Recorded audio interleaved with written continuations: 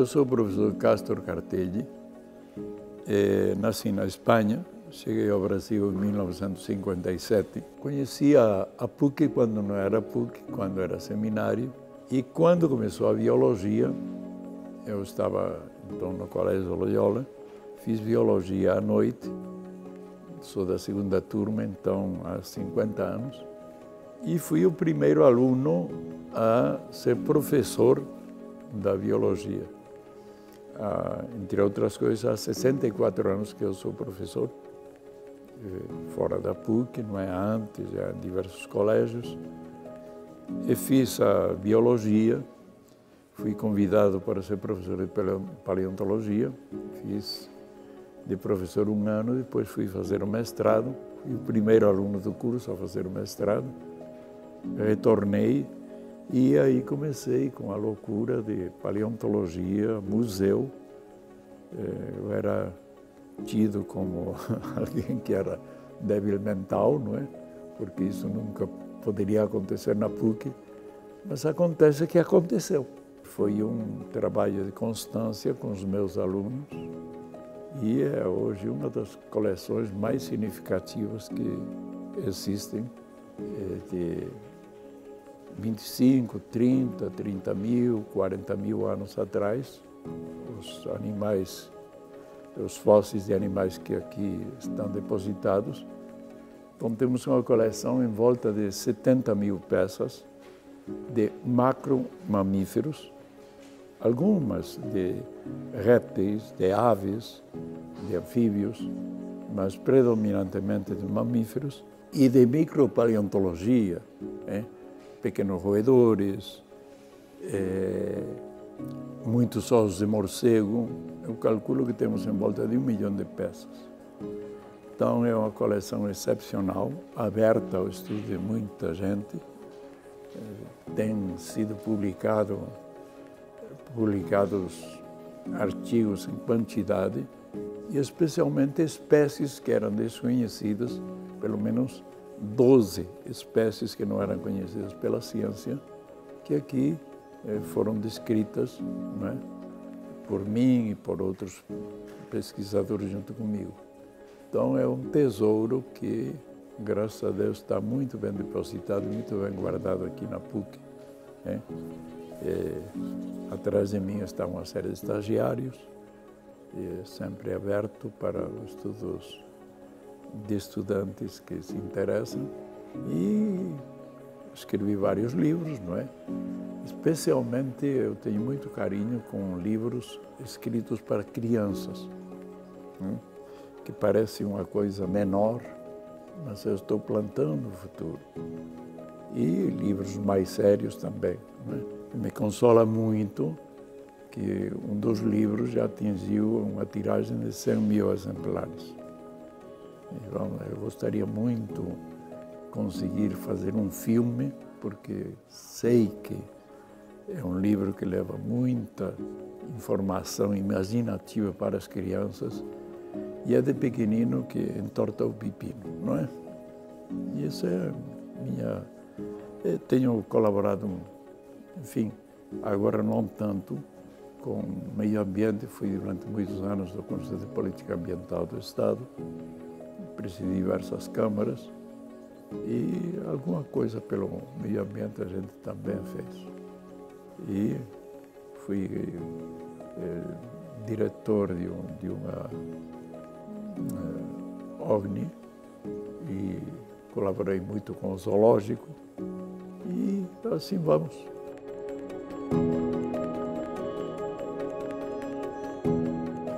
Bom, há uns anos atrás, uma velhinha virou e disse: "E para que servem ossos velhos?" Eu fiquei meio desorientado. É para tanta coisa. O homem é atraído pela sua história. E os heróis que funcionam por aí, não é? Tanto na história pátria quanto na história mundial. Quem não gosta de escutar sobre Tutancâmon, sobre Nefertiti, sobre todo esse mundo? Isso foi ontem. A paleontologia vai muito mais para trás. Quer dizer, a história da vida, a história do nosso planeta, só pode ser escrita através dos fósseis, dos tipos de vida que aqui aconteceram, das transformações, das modificações. Nós temos um fóssil aqui muito interessante, né? Ele tem pelo menos em volta de 300 e tantos milhões de anos atrás. Material que eu encontrei em Goiás, mas também ocorre em São Paulo, no Paraná, no Rio Grande do Sul. E é a mesma espécie de réptil que ocorre exatamente na África do Sul. Quer dizer, um animal do tamanho de um lagarto não dá para vir nadando desde a África do Sul até o Brasil. É que um dia esses dois continentes estavam juntos e se separaram já com os fósseis. Quer dizer, esses fósseis são de uma época em que o Brasil estava encostado na África do Sul. Répteis que voavam, mamíferos imensos que nós tivemos aqui, e crocodilos como que nos acaba de chegar, de quase 20 metros de comprimento, não chegou aos 20 de comprimento. Tudo isso a paleontologia nos traz e, especialmente, toda a saga, toda a evolução humana, desde animais mais semelhantes a um orangotão, a um gorila ou coisa anterior, até chegar aos tipos humanos diferentes, com diversas adaptações de olhos, de cor de pele, etc. e tal, mas todos iguais. Nós hoje em Minas Gerais temos mar de Espanha, mas infelizmente nos falta o mar de praia. Mas houve uma época, há mais de 1 bilhão e 200 milhões de anos, que Minas Gerais era mar. Ué, como é que sabemos disso? Através dos fósseis. Nós temos aí algas fósseis de 1 bilhão e 200 milhões de anos aqui em Minas Gerais. Então, a história da Terra, a história da vida, a história dos acontecimentos é pelos fósseis. Logo, os fósseis são bibliotecas do passado. Livros que precisam ser lidos por quem é paleontólogo, para quem estudou o passado, mas são páginas de livros. Isso é que são os fósseis, de livros do passado, com letras diferentes.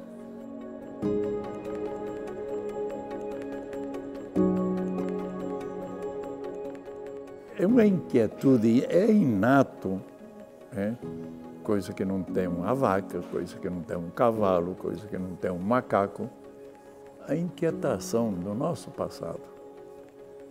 Claro, isso nos vende que eu tive pai e tive mãe. Infelizmente me estão olhando agora desde o céu. E eles também, meus avós e meus bisavós. Poxa, eu tenho o relógio do meu avô, que era bisavô do meu filho. Então, esse passado sempre nos chama. É um interesse, porque a gente não apareceu aqui de paraquedas. A gente, todos temos um passado. Um bom paleontólogo, isso é relativo, não é? O que é bom, o que não é bom.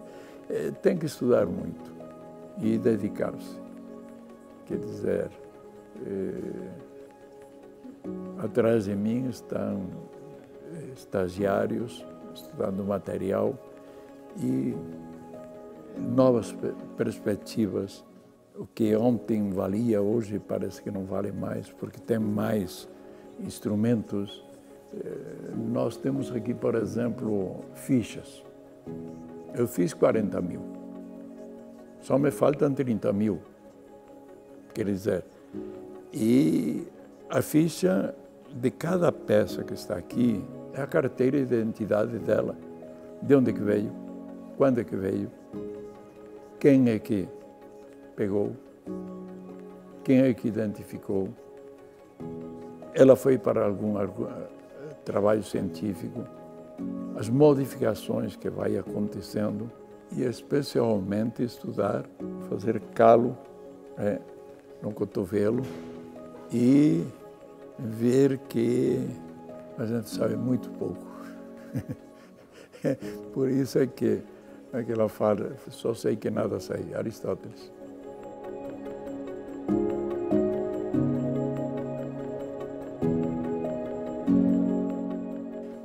Estamos acordando para a importância, porque o que tinha de contrabando, especialmente em coisas do passado de há mais de 100 milhões de anos, da Chapada do Araripe, os fósseis lá têm uma preservação excepcional, há uma conscientização do nosso passado. Por ser um país jovem, exuberante, riquíssimo, então o passado custou a se firmar. Então, a preservação de monumentos históricos, por exemplo. Quem tem um ouro preto? Quem tem uma diamantina? Estamos tomando consciência. E aí atrás a paleontologia. Quer dizer, é tudo isso, só que mais para trás. O passado é a luz do futuro.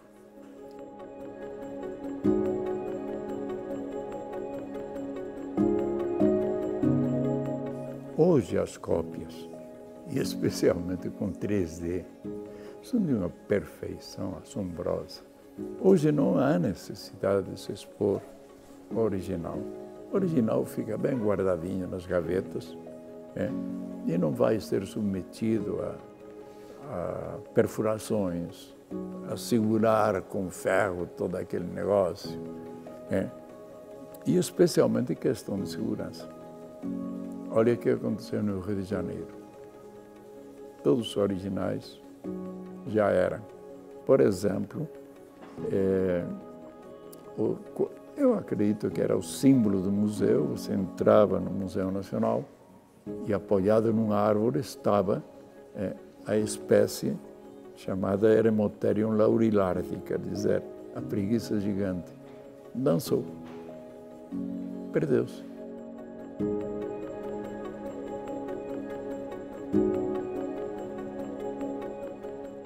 Bom, um pterossauro sempre é alado, né? Porque pteron, asa, sauro,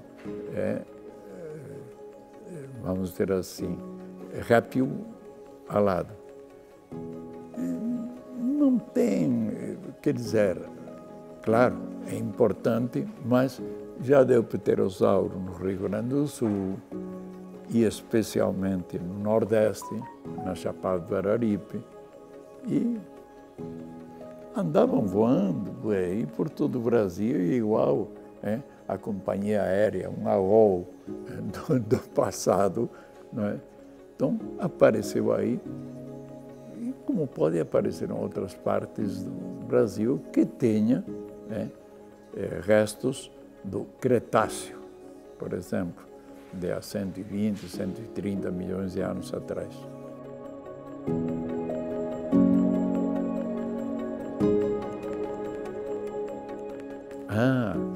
Está saindo agora um artigo numa revista que foi notável, porque mandamos para uma grande editora de artigos e foi o mais rápido artigo aceito para publicação.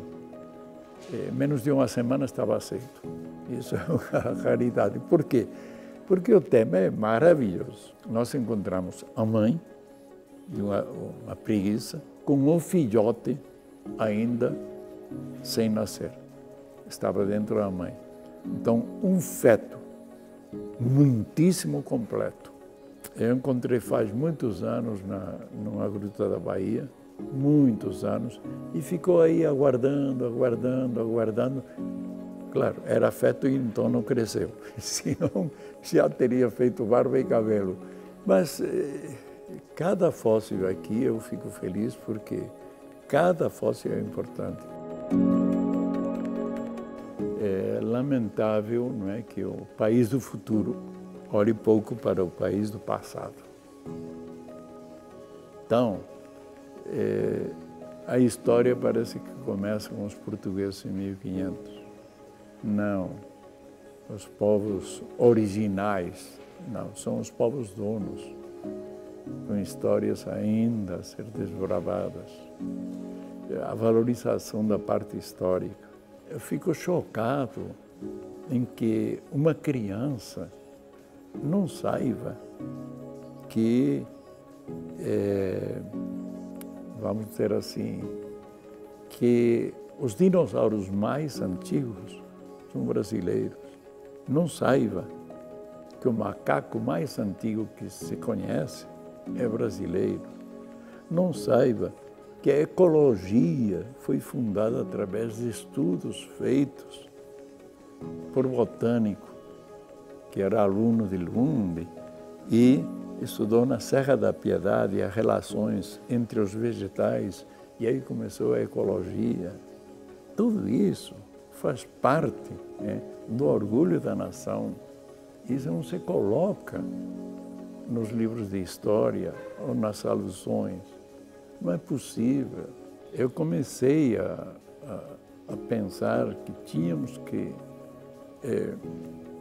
fazer algo em relação ao museu, por isso eu comecei aqui.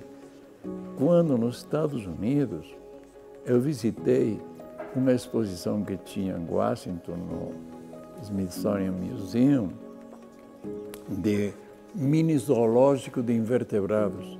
E 90% do que tinha lá, e tinha fila para entrar naquela exposição, 90% do que tinha lá era do Brasil.